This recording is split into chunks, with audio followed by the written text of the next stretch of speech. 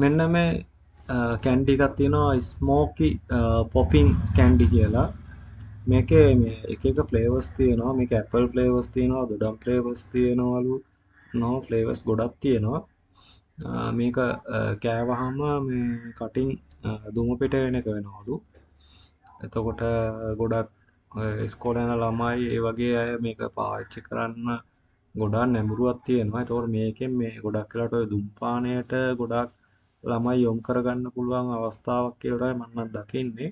මොකද කැන්ඩි එකක් ඒ කියන්නේ ටොෆියක් වගේ දෙයක් කියන්නේ අපි කටේ දාලා ඒක කෑවම මේකේ රසයක් විඳිනවා. නැත්නම් අපි සාමාන්‍ය ලොලිපොප් වගේ දේවල් අපි අර ඒක කන විදියක් තියෙනවානේ. ඒතකොට හැම දෙයකම ඒ විඳින විදියට වඩා මේකේ තියෙන්නේ මේ දුමක් එන එකක් තමයි. ඒතකොට දුමක් එන්නේ කොහොමද කියන එක මම දන්නේ නැහැ මේ ටොපියකින්.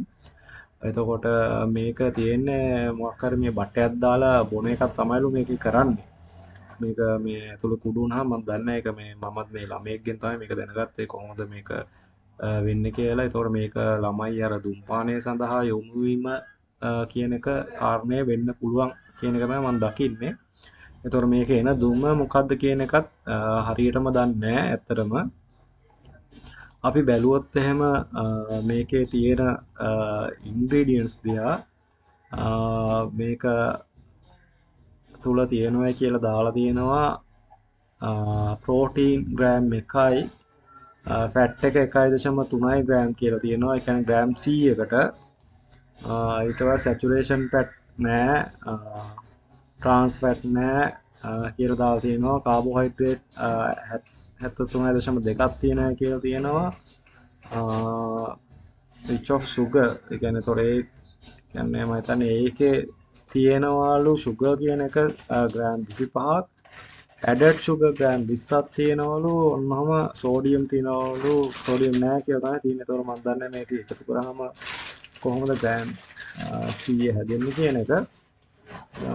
එතකොට මේ ස්ටැටිස්ටික් ගැනත් මට එච්චරම පැහැදීමක් නැහැ. ඇත්තටම දැන් මේකේ මේ කොහොමද sugar content එක නම් මේකට අනුව වැඩි. ඒතකොට sugar හැදෙන්න උනත් පුළුවන් මේ වගේ දෙයකින් වැඩිපුර සාමාන්‍ය ටොපි වල ඉතින් ඒක වෙන්න පුළුවන් දෙයක්. නමුත් මේකේ තියෙන ප්‍රසන්ටේෂන් ගැන නම් ලොකු දැනුමක් නැහැ මට. ඇත්තටම ඒක පොඩ්ඩක් බලන්න ඕනි දෙයක්. එතකොට මේකේ ගහලම තියෙනවා මේක